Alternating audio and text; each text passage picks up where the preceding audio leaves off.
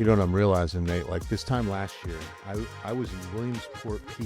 You were. That's right. The Little League World Series. That's right. And I'm looking at these kids playing, and I miss it so much. It was so awesome. Yeah, well, you got sent out there because I remember I was on the 15-day IL out there. That was when I would have gone, but remember, I was coming off labrum surgery. You had surgery. That's right. I was diving for a loose ball in a men's league rec game and knocked me out for the next 7 months. Out. In the sling, under the knife, yeah. So Vinny Vinzetta was handling high school football previews. Yeah. So I'll never forget. Jack, our boss, calls me. He's like, "Hey, listen." No, dude, I told you Jack. Told him? I told Jack. I'm like, dude, Taylor would be perfect for this, man. Thank you. And I'm just finding this out. That's right. You know, I wanted to keep it from you. You know, just because you were the right man for the gig. But well, I appreciate that. You got to do the hill slide at Lamont Stadium. We've got the video here, BT. Look at that torque. What is that, a pizza box? What do you got there? I had to do it, man. And dude, you had a blast out there. I really did. No, he called me and he said, "Listen, if you don't, are you free this week?" And I was like, "Well, yeah, I don't have too much." He's like, "Listen, if Bernie wins, I want you to go to Williamsport and cover his team in the Little League World Series." And they won. And so I went, and it was awesome. Yeah, because you had been there like once a little bit as a little kid. So I loved playing baseball, and I was pretty good at it. I was a tall lefty. I was a pitcher, and I went to the Williamsport baseball camp. I didn't go with the team to play. As tall lefty pitchers, there's a good market for those guys. There really is. But you went out there. And it was like a 2-week camp. You eat, drink, and sleep baseball. You stay in the cabins. I stayed in the Phillies cabin. Even though I'm a Yankees guy, I stayed in the Phillies cabin. There you go. Didn't sleep well. It's the Phillies. Yep. Yeah, and so, but it was awesome. It was awesome. I just went 1 year, but it was fantastic. Meanwhile, you were out there, and I was played on that field in the studio, hopped up on painkillers. You were. All I had to do was 15 seconds. There's Bill Taylor in Williamsport, man. Right. Yeah, dude, baseball was my first love too, man. Was it really? I was never really a player. I mean, I played a lot of other sports, but in terms of following the game, and I mean, because I grew up in Chicago, man. So the Chicago Cubs were my team. I mean, my summers were spent at Wrigley Field. It was me and like my 3-4 couple buddies hop on the train and get up to Wrigley, and that was our summer, man, because the Cubs were good when I was growing up for a little bit, but me, I mean, you know me, man, I'm like a junkie in terms of like players and stats and that sort of thing. Yeah, I don't really have much of a life. That's one thing that's a bucket list item, is to see a game in Wrigley. I've never been to Wrigley. Well, we got to get you there, man. And when you brought up our guest today, I knew exactly who he was. Because I was a guy going through the box scores, and I remembered him so well. You lit up when I said his I was name. like, dude, it was incredible because I didn't think you were going to know. And I was like, and he was like, yeah, I know him really well. Dude, well, I don't know him personally. Not know him personally. But so one of my buddies had seats at Wrigley Field. There were 2 rows behind the visitors' bullpen at Wrigley Field. So when the visiting pitchers would go down there, we would always be like right there, and they would talk, and we try to get like a baseball from when we were in like the 5th grade, and then by the time we were like 20, 21, then you have a couple beers, and then you have some fun. But dude, and this guy, I mean, he was a pitcher in the major leagues for a long time. I mean, and really, really successful. And I'm fired up to have him in there. I've got so many questions. And he's San Antonio's own. That's right. O'Connor Panther, former New York Yankee. Boone Logan is here. Boone Logan in the house. We got the Yankees. I had to put him in the pinstripes. I said, John, I got to put him in the pinstripes. That's fine. Boone, you played for how many teams? 13-year career, right, in the show? Something like that, give or take. I think it's like 13 seasons, parts 13 years, seasons. How many teams? I don't. Let's run through them. White Sox. That's who drafted you? That's who drafted me. I was up and down with them for 3 years. Braves 09, and then Yankees for 4 years, and then Rockies for 3. And then I started collecting teams there at the end. Indians for a year, and then the Brewers. And we're the Brewers in 2017. Now, I know O'Connor was your high school. Did you play college ball or go right in? I got drafted back when they had draft and follow, which I didn't know they don't have that anymore, where you can get drafted out of high school. I got drafted out of high school, and then you can go play junior, go to junior college for a semester to play that season, and then that team owns your rights for that year. and then you can negotiate. You know, you can get some work under your belt, and you go play JUCO for a season, and then you can go and negotiate your contract the following year. When did you know, like, I've got something here, Yeah. and I could take this to the bigs? Well, Or did somebody tell you, or how did that work? honestly, I didn't play. I wasn't on varsity till my senior year in high school. Wow. Yeah. Were you always a pitcher? Yes, I've been a designated pitcher my whole career. Yeah. Because you hear stories about guys like, you know, they start off like shortstop or catcher, and they turn into converted pitchers or something like that. But so you only played 1 year of varsity ball in high school. That's incredible. I did, because seniors have to play, either not make the team or be on varsity. Right. Did you have any like college offers, I guess, coming out of high school, or was it kind of a junior? Yeah, well, you know, beforehand there wasn't a whole lot of talk because I wasn't on the scene. I wasn't playing. I wasn't on varsity. There was, you know, no one's watching, you know, JV. JV, yeah, You know? yeah. So it was a whirlwind. It just happened so fast. My senior year, when I started pitching, and then, you know, being tall and left-handed and threw pretty hard definitely goes a long ways. Yeah, and then that's just when the roller coaster started. I mean, it just went crazy after that. We didn't know what to do. We just, like I said, it happened so fast. His senior year, it wasn't a build-up or anything. It just started happening. We started getting phone calls and all that kind of stuff. And then after you get drafted by the White Sox, you didn't really spend a lot of time in the minor leagues, did you? No. So, again, they don't have rookie season or rookie league anymore. They used to have Pioneer League, and they got rid of that. But it was rookie league, and it's called short season. So it was all the guys that got drafted would go spring training. They would stay there for extended spring training and go play a short season up in Montana, like all the mountain states is where that league was at. It was a Pioneer League, and I did that like usually a year there for one season tops. A lot of older college players, they would go like low A, high A. They start out. Not a lot of rookie league. Not a lot of college guys went to rookie league. But I was 17 when I graduated high school, so that's another reason why I went to JUCO. I did the draft and follow deal. I wasn't ready to go and be away from the house all the time, so I went to Temple College. So short season, I was there for 3 years, for 3 seasons, and usually you're only supposed to be there for 1, and I was there for 3. And the story kind of goes, I basically made the big leagues after my 3rd year of rookie ball. So you were in Montana for 3 years? Yeah, essentially 3 seasons. Yeah. Wow. What was that? Wow. What was that like? That's Montana. Terrible. Well, that was great, but yeah, but you don't pay attention to that when you're playing when you're a kid. Yeah. I wish I could go back now. You know, we all wish we can go back and change things, but or appreciate things a little bit more. I didn't appreciate it. I just knew I was in rookie ball for a 3rd year, so I had to stay in spring training for another. I don't remember. It's been a long time. 2 months. Because the season's 6 months long, minor league and big leagues, but the short season's only like 3 months long or 4 months long. So you had to eat up those first 2 months in spring. We stay in the facilities. We stay at spring training in Tucson at the time. Right. Is where we were at. Yeah, and then like being in Montana, I mean, you go from, you know, living in Helotes essentially your whole life and living in Texas to then a place that you probably hadn't spent much time. I mean, is that like kind of a culture shock for you, I guess, in a way? We got to think these are small towns too. So I'm coming from a smaller town. You're in podunk towns up there, which I love. You know, I'm not knocking it by any means, but it is you know, it's not like I went straight to New York. You know, it was a nice change. But again, I didn't really pay attention to the beauty of it when I was there.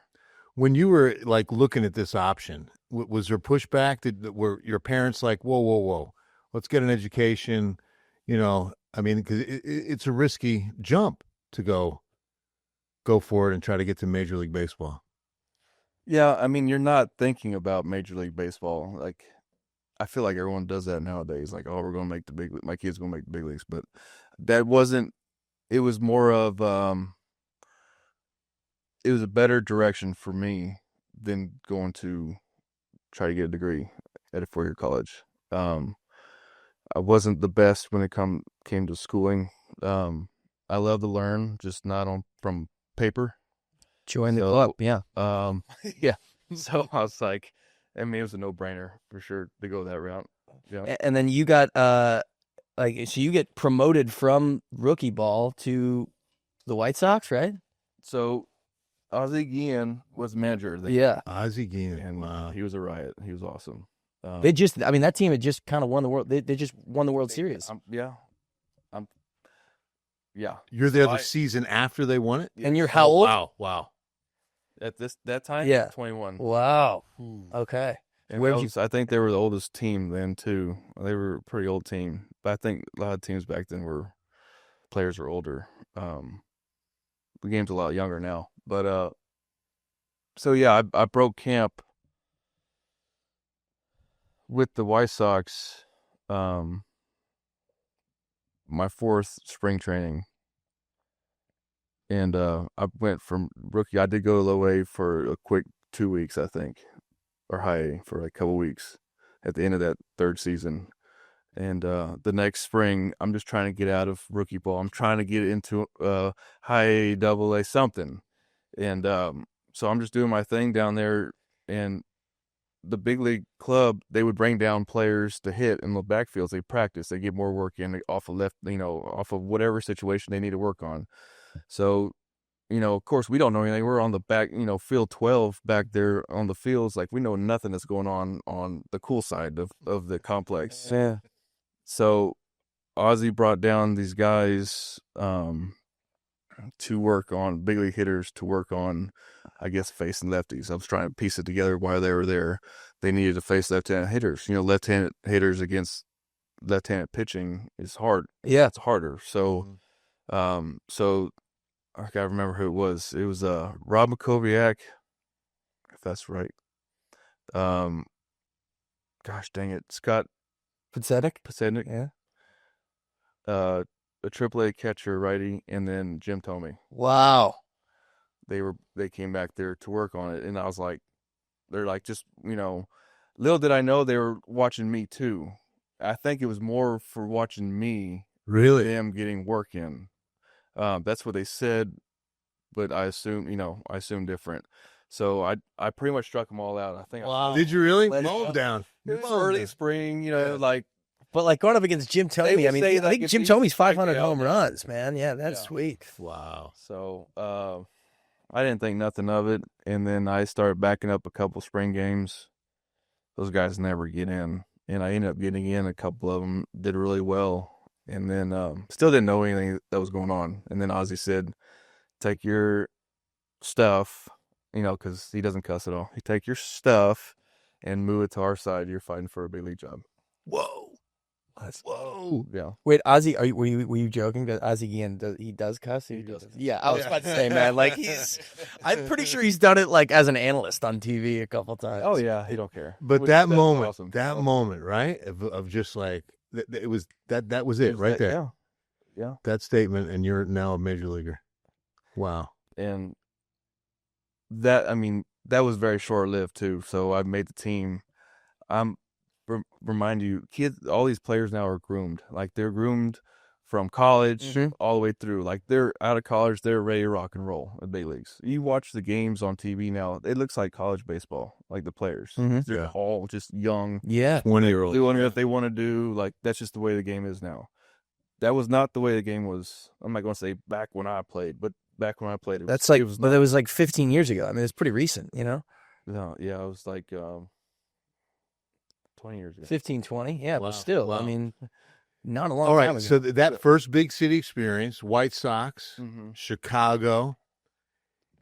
This was fate, bro. That's when it changed. Set up this picture. Well, no, because you remember, I mean, when you came up, what were some of the Cubs White Sox games that you were pitching in? Your first couple of years. Cubs are pretty good. White Sox. That's what I remember as being. That's the most passionate I've ever seen the Cubs White Sox rivalry. Were those years? I think that was the last time that they were both good at the same time. Yeah.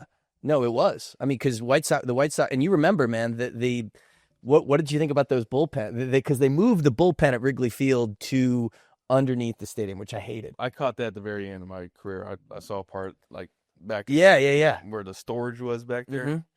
It's cool, but you're not part of the game. Yeah. What was it like having the bullpen where the fans are right on top of the pitcher? top of you. Terrible. You didn't Right? like Is that like the Giants stadium is too? Yeah, Giants still have it. Yeah. And they're just razzing you the whole time, or what? I mean, they're right there. I mean, Yeah. if I'm looking down at home plate, they're where this wall's at.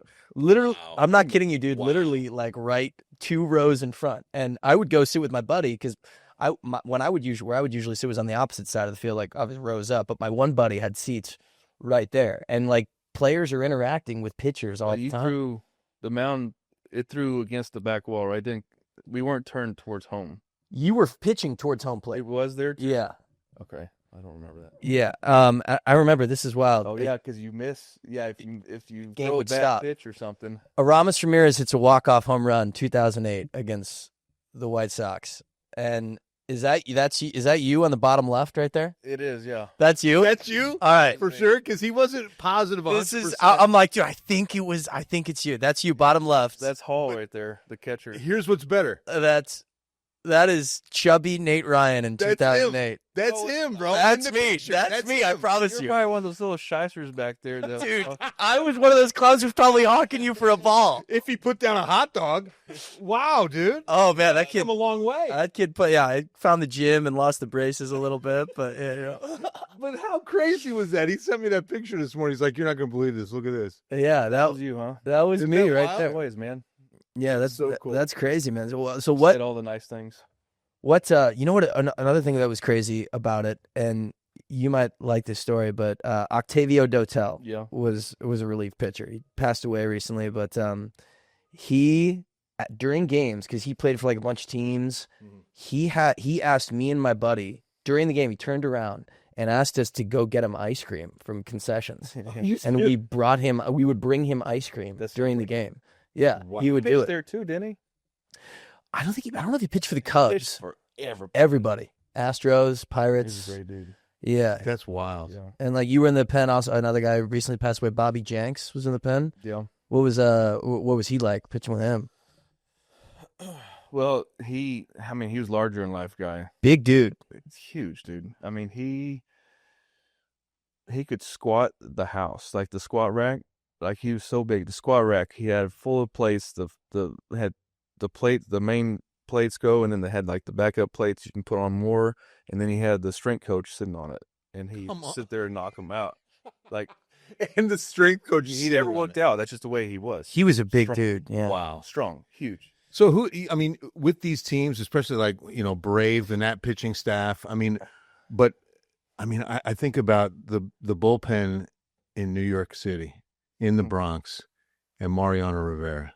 I know I mean, you were excited to get the New Come York. on, bro. You know I want to get to New York. You're like, screw Chicago. Exactly, New York. exactly. Because everybody wants to be a Yankee, right? When you put the pinstripes on, that's when it happened, wasn't it? Because let me show you this. When I was a kid, growing up in New Jersey, and they would have bat day at Yankee Stadium. This is the bat you got in the Bronx. I'm not kidding. I got this when I was about 8, 9 years old. And look at the name that etched on there. Really? Yeah, Thurman Munson. That is awesome. One of the most iconic Yankees, catcher. These were like a giveaway back then? Yeah, God, first they 1,000 would fans would never get do that that bat. anymore. Oh yeah, no. Then they went to the novelty. Now you don't get anything anymore. Yeah. Now you get You still now you put get a someone- bucket hat someone- with Jim Beam on the side or something like that. But you know? when Thurman Munson was killed in a plane crash as a New York Yankee, I mean, my whole family was in mourning. I really thought a member of the family died because I was young and I was just like, "What happened?" And they were like, "Thurman Munson died." And I mean, it was a dark day in Yankees Nation because this was one of the most iconic Yankees. He was the captain. Everybody loved Thurman. But yeah, if I would have taken better care of this, I played baseball with it instead of just like if I would have just put it away. Yeah, but All right, it's still worth you're not going to something. get rid of it anyway. No, of course not. So- It's at my bedside because this is who you're going to meet if you knock on my door at 3 a.m. Yeah. Yeah. Would you say there was more? Was there more pressure? I mean, if you felt any, was there more pressure as a pitcher pitching in Chicago or pitching in New York? So you got to understand too. Back to Chicago real quick. I was not seasoned when I was talking about being groomed. I wasn't groomed, so I went in there acting like a 21-year-old, a typical 21-year-old punk, with a team that just came off of winning the World Series the year before. Older team, it's a very heavy veteran team, and I acted like a 21-year-old. And back then, you couldn't do the things those kids are doing nowadays. Young men, wherever you want to call them. Mm-hmm.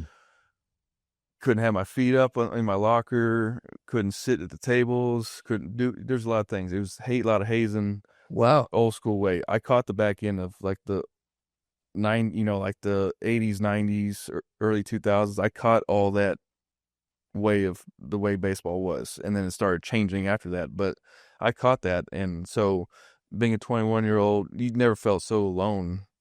There's only a few of us that were young like that were new on that team. So they're high on their horse because they just won the World Series the year before. A bunch of veterans, seasoned, salty veterans on that team, and I'm 21 years old, out of rookie ball that no one heard of, getting too comfortable in the locker room. So it was a huge learning curve. That's when life got real, like it's like real world kicked in for sure for me then. Real fast. The fantasy went away and the real thing started. What kind of stuff would you have to do? Just like take the backpack, the princess backpack down to the. This is a rated G show. Yeah. Oh boy, Relative, it got yeah. that bad, huh? It got that bad.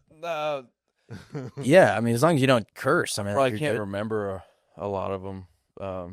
Thankfully, that's left my memory. But I mean, we dressed up. They had dress up, and I'm sure you saw that at the games. Like they would make them wear their outfits going to the stadium. Like at the end of the season, they make you dress up. Like the September call-up players and the rookies had to dress up. It was rookie dress up, and those guys picked out the worst things, like flight attendant outfits. And I think my first one was, I was like riding the blow up, riding a penguin, or had a penguin, a flamingo or something. And you're arriving to the park with that?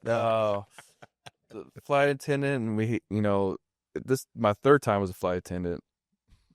They made me dress up like 4 times. Wow. And we'd had to wear it on the plane. And as the flight attendants, we had to serve everyone too. Oh man. We were Wow. the real flight attendants that we had took a seat, and all of us rookies that were dressed up as flight attendants had to serve the whole plane. And, bring beverages and food and drinks and all that stuff, and people, slapping you on the butt and Yeah, hopefully a good job. Hopefully you're not flying to Oakland or anything like that. Hopefully it's a flight to Minnesota. Yeah. Yeah, but I dreaded that. And then you had to sing on the bus all the time, the team bus, every time we land. And I wasn't a real good team players when it come to singing, or being treated the way I was treated. Because again, I wasn't groomed. I didn't know better. I just acted like a 21-year-old, and I defended myself and made it harder for myself. Because those guys just fed off of that, and it made it worse for me. But I learned, it was part of it. So instead of growing up and doing the same thing the rookies, as I became a veteran player, I wasn't as hard as I had it. Yeah. Well, and then like you said, it changed and it shifted and it became that younger game. And it did. And I caught that at the end of my career when Okay. you couldn't haze kit those guys anymore. Yeah. But when you talk about then earning the respect as a major league ball player, I mean, is it just a matter? Do you remember a time when you just kind of went out and did your job, put out a fire on the mound? That's what you have to do. Yeah. prove That's what you have yourself. to do. Yeah. And I was terrible. I was up and down. Like I had to learn. I didn't get enough seasoning in. Like I shouldn't have been in the big leagues at that time. I learned in the big leagues. I didn't learn in the minor leagues. With the White Sox, I was up and down. I had 4 options. Somehow I had 4 options. So 4 years they were able to option me back and forth, up and down, AAA, big leagues. And they could do it as many times as they wanted. Switch you out whenever they needed to. But I learned in the big leagues. And when I got traded so that was Chicago. There was a lot of good times and a whole lot of not so good times there. But I thank Ozzie and that front office for giving me that opportunity. They made me learn the hard way, and looking back on it, I'm glad they did. And I appreciate that. So fast forward, and then Braves, they're half a season up. I was down most of the year there. Still didn't figure it out then, and then once New York came around, that's when things started clicking for me. And that locker room, man. I mean, you had some of the best players in baseball history in that locker room. I mean, being in there with Mariano Rivera won, and Bronx, man. Baseball's cathedral. Yeah, I got to play in the old stadium too. Yeah. The White Sox. and that's also too. I mean, that's when like the New York media. I mean, the Yankees were front page news every day. That was when Alex Rodriguez was going through a lot of. He was probably getting booed in every stadium he was going to. Mm-hmm. I mean, but you guys had some fierce games with the Red Sox, man. I mean, fun. yeah. That was fun. Was that the most fun you had in your career? It was, hands down. I mean, I pitched good. I was important to the team. The front office was amazing. The place was beautiful. I mean, talk about first class. I mean, that's like the Rolls Royce of a baseball team organization is the Yankees. A lot of teams are caught up now, but then it was definitely New York is the best. That's a great shot right there. I could have told you what happened probably before that. Can you actually? Yeah. Yeah, when everyone's gone and I'm still in there. What's that feeling like? That dip in my lip, thinking about the pitch I left up on that homer. Oh, man. Right? Yeah. That's exactly. What is your go-to pitch? What was your favorite? My slider. Your slider? Yeah. We were talking, so we ran into each other at a 4-H benefit, and you talk about how this game has gotten so much younger, and I just saw this video by chance a couple days ago, because this was our conversation, was about what's happening with these select baseball teams and the traveling and the money. They're saying that adults now of select baseball players and sports in general, like we talk about football, all of the sports combined are spending $40 billion a year. And for what? On these kids. And for what? Exactly. What's the end? I mean, when I played baseball, it was a Triborough Little League in Jersey, right? And there was no bus. I mean, mom and dad drove us to the same field that we practiced on, we played on, and the only time we got on a bus is if we made All-Stars. And I did. I was a good pitcher. But now there's planes. They're flying across the country, and they're 11 years old. Are we going down this? Let's go. path? Let's go. I mean, I can only say so much being a local guy, not a real big voice, in our country at all anymore. So when I started seeing like Chipper Jones, John Smoltz, all those guys that have a bigger voice, a bunch of other guys, I can't think of who else is saying it, but they're finally coming out and saying like, what are we doing? Why are we doing this? Like, why, and I think that let the kids and they start such a young age too. Like, that's what I don't understand. Like, if you want to play your kids in sports, let them play seasonally. Like, play baseball in the spring, play football in the fall. Like, just let them be kids. But I think it starts from the parents too. I think the parents are living through their kids. I think they all think we all have a path in life. Okay. And I don't know what the percent, but it's slim to zero that any of those kids, most of those kids ain't going anywhere with baseball. They're not. And so I just don't know why there's so much effort into paying all this money and doing all this stuff for year-round ball. These kids are going to get burnt out. They're going to become a teenager. There's going to be other things to think about, and they're going to do other things in life. And it's a lot of money spent. I just don't understand it. I don't know what the end game is. What the goal of the parent is for the kids is kind of where I can't wrap my head around.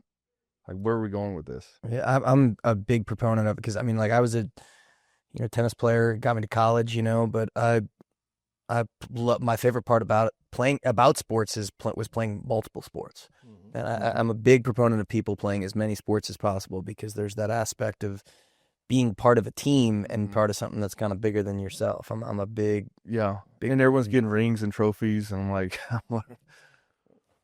on travel ball, like, yeah, that's where we're at now. Yeah.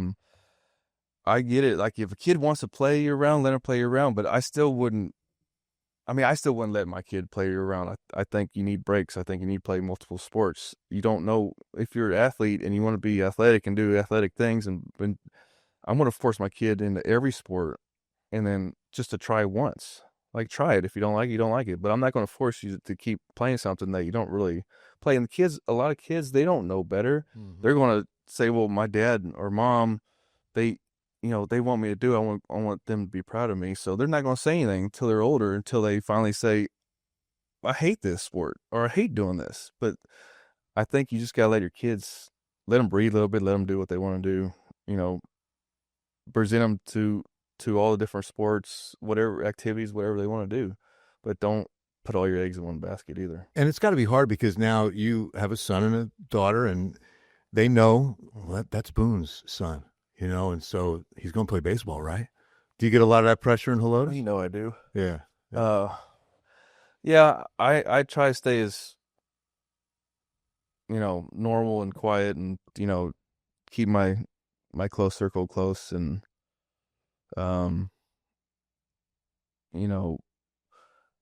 it's kind of like that, but everyone kind of knows me and, yeah, they are like that, but Helotes people, they're great and it's a great community and everyone's great there and, no one really cares, which I like. That's the way I want it. Yeah, I've got to honor you for what, you're pouring into the community. Now you decided how long ago to invest in a par 3 golf course that was up for sale. Oak Valley has never been better, thanks to you and investors. That this thing was for sale for a while. I thought we were losing our golf course out there. I was really kind of bummed because I love it. Boone, I know it's making an impact on the community because Bill blew me off to hang out a couple of weeks ago to go play golf. To go hit it. Where were you? Me, I was downtown, man. We were about to go get dinner, maybe have a beer and watch a couple games, but Bill's like, I can't. Go hit some balls. Yep. Yeah. All right, I'll see you at work on Monday. No, so my partner, David Morales, he's my partner, and we together have done a lot out there, equally. And, it's been there since 87, and I was going there as a kid. Like, everyone that's from Helotes, from the surrounding areas, knows about Oak Valley. And he was doing some remodeling work for me. He's a carpenter by trade, and it's his it was his family. It's a Morales ranch out there, and they're all from out that way. And so they all own that, all his uncles own that course, and they ran it. They all had, different jobs about it and stuff. So anyways, they all had a part in it. They all sold, they wanted to sell the place. So, he pitched it to me, when he was doing some work for me, and, thought it'd be a good idea to purchase it. And, it took about a year to finally figure it out and iron everything out. So long story short, we bought it, and, first couple of years, we just been putting pretty much everything we make back into it to get it up to snuff the way where it's at now. Remodeled the whole clubhouse, been dumping a lot of money in the green, keeping the greens up. We've learned a whole lot about, I love dealing with plants and grass and lawn stuff and all that stuff. So this is like a different level of grass care. It takes so much money and so much effort to keep any kind of green and perfect, which they're far from perfect, but they are very good greens. They've come a long ways, and they're in the best shape they've been in. That I played. I'm not just saying it because you're sitting here. It's for a golfer, it's fantastic. So thank you. And thanks for what you're doing at 4-H and pouring back in. Because, again, living in so many cities across the country, why did you make sure you came back to Helotes? It's familiar. It's home.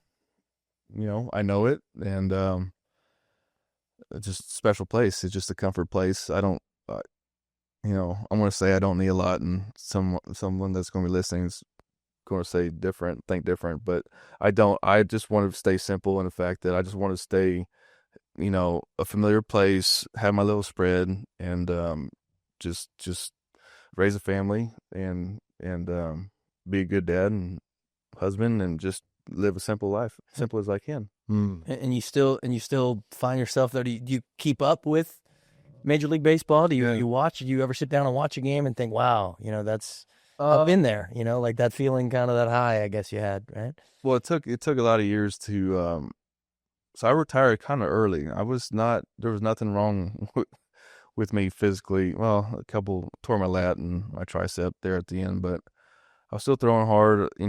I just lost that competitive edge. that desire. My wife, we had a baby, and she was pregnant with our second, and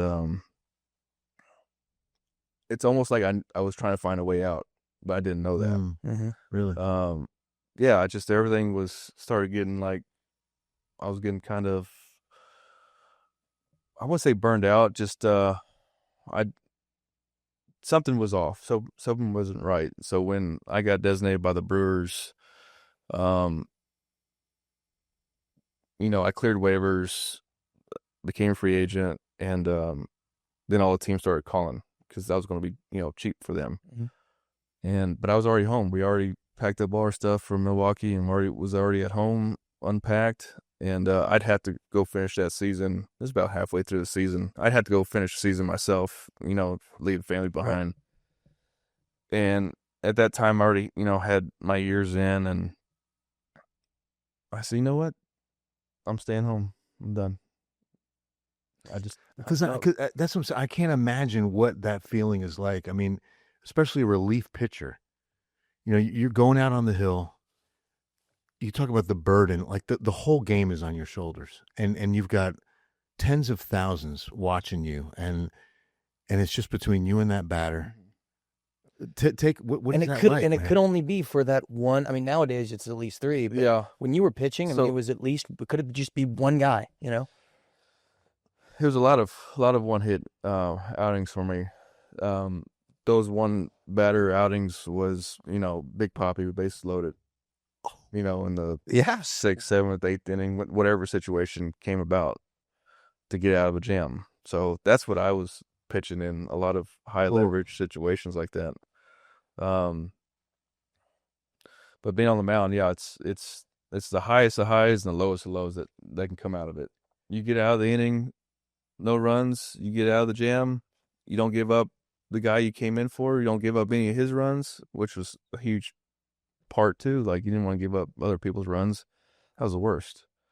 It could be the highest of highs, get out of it, or you give up, or they do connect and they hit that bomb and game. You lose the game for the whole team. I mean, you're one guy. It's one pitch. Yeah, it could be one pitch. These guys are working their tail off all game long, and I come in there, have to serve up one pitch, and so it's all erased. Who's making that decision on that pitch? Like I look at when a pitcher and a catcher are communicating, right? He's making a call, you're shaking it off. Who makes that ultimate decision? So there's not a whole lot of. I didn't do a whole lot of shaking. I always figured to keep it simple, they might know something. I mean, there was guys I knew how to attack, and we would kind of pre-plan it with the catchers and stuff. We'd have our meetings and how we attack certain players. And, I really focused on the big left-hand hitters, and then the sandwich righties. If it went lefty, righty, lefty, I'd have those guys, and you do the homework on those guys. But I always trusted the catcher, and more times than not, I think it came from the catcher. It didn't come from the dugout. A lot of times catchers would look in the dugout, get a sign, and then relay it to the pitcher. But I was pretty straightforward, sinker, slider, pitcher, nothing too complicated. Just kind of read the hitter, and I face a lot of these guys a lot too. In a series, you can face them 2 times, and then if they're in your division, then you're they like 12 times. So I was gonna say, is the most intense, I guess, road atmosphere was at Fenway when those years you were with New York? New York, yeah. That was awesome. Yeah. It was a lot of fun. What kind of stuff do you remember stuff where people be, yelling at you? They weren't that bad there. Okay. If you're in those bullpens that's real close to the fans, if you get sensitive about them, they're going to make it way worse. Right? Yeah, they know. Yeah, they got you. Then they got you. Yeah. But if you jack with them in a respectful way, or, admit or like agree with them or whatever, like they kind of run out of things to say, they lay off you. They don't really lay off you, but they don't make it so personal. One other thing I was thinking about, when there's a pitcher-catcher conference, when the catcher's coming out to talk to you, What are 90% of those conversations like, or what is happening in that moment? What? It's wasting time. Seriously? Just giving you a breather. Where are we throwing this next pitch? Or like if he comes out, now they can't come out that much anymore. But back then, I mean, we were always having meetings. But just if you're if you're having trouble getting a guy out, or he keeps fouling stuff off, or it's like they just come out there and it's like, what do you want to do next couple pitches? Instead of putting down, back then you put down signs, the guys on base, like everyone's paranoid that someone's going to be reading the signs and figuring out what they are.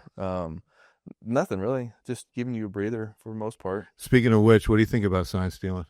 Astros got busted in one of the biggest scandals, and everybody's doing it. They just got caught. They weren't that good at it. Well, they're not banging trash cans either, though.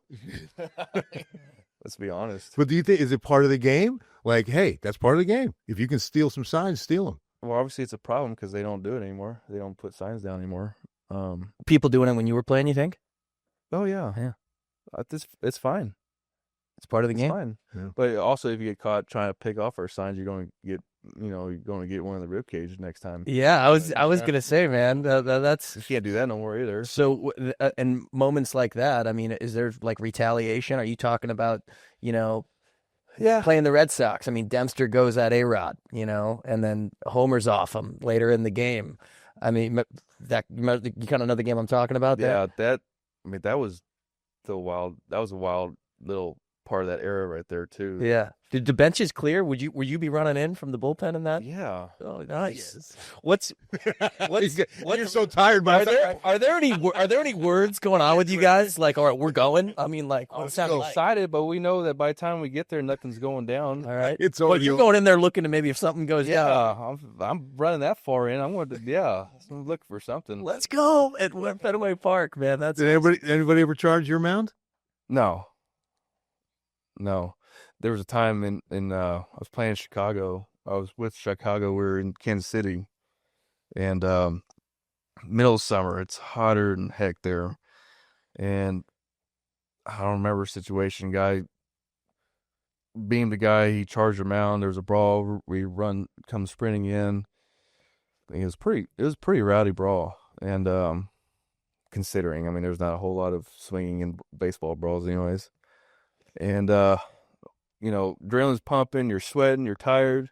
The guy they get kicked out, the pitcher and the hitter.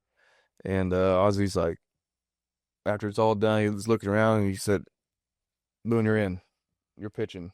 Like, after the guy gets thrown out, whoever was pitching, yeah. So I had to go back to the bullpen, get my glove, and then come back to the mound and warm up on the mound. Oh. Because you don't get to warm up, between innings.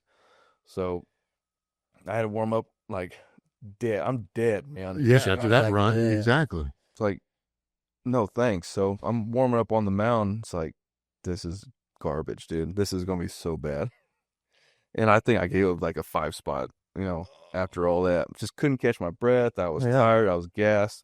And then not even from pitching, but just running in because of the brawl. There was a relief pitcher I remember used to do it. Todd Coffey. Remember him, the right-handed pitcher? I think he would so. sprint in from the dugout like that. He was just dead sprint. Wasn't a great pitcher, but it was always funny watching him. Who's Myers' intensity? Who's the guy? There's another veteran guy who bounced around a lot. He did that in Philly. He was a reliever that came sprinting in. Okay, might have been not too long ago. The same catcher that's there now in Philadelphia. Real Muto. Yeah. He was like a rookie or second-year guy. Yeah. Look, I know you've seen it. He's coming. He's like his facial. He's also just like we've got. It's like this. Yeah. And the whole time he couldn't catch his breath. Yeah. He gave up the house. I got my last question. Yeah. My last question, Boone. You were in the show for over 10 years, right? Mm-hmm. So did you get the card that you have that? Mm-hmm. Have you heard about this? No. What is the card? Tell him. You tell. It's the card. I didn't play 10 years in the major leagues. It's a gold card that you get that you and another person can go to any big league game for free. You just walk right anytime. out. You can just go. You show this card and you're in. It's like the American Airlines pilots. I love it. If I were to guess, I would say a handful of players in the history of this gold card has probably ever used it. Yeah. Really? Probably. That's funny. I don't even know where it's at, to be honest with you. But Somewhere if you safe. want to, That's cool. you can use it. Boone Logan. Very nice, yeah. Thanks for coming by, man. The man, Appreciate man. Thanks it. so much, you. man. This Such is an great. awesome dude. Thank All right, one quick one. Yeah. Who's the GOAT? Greatest pitcher. Who do you think it is? Greatest pitcher? Greatest pitcher ever. If you're going to name one guy. Like, that's a tough one. That is such a loaded question. It's tough. I know. That's a tough one. I think Greg Max is up there. Toughest hitter you ever faced? Toughest hitter I ever faced. It was always the guys that were hitting like 7, 8, 9. Oh wow! I never, Okay. Because I never did my homework on them. Yeah. Wow. I didn't pay attention to them. You were studying up on Ortiz and all those Yeah. guys, Joe Mowers and all those dudes. Thank you so much, bro. Brother, the man. Thanks so much. See you around Hello. I'm bringing him out to Oak Valley. Yeah, I'm coming. Come on. You know, I'm coming out. Absolutely. That's a spot. I'll be. We're working on food too. Yeah, I'll tell everybody to wear protective headgear when I make it out. Hey, it's a place to be. To play like that. It's a place to be. It is.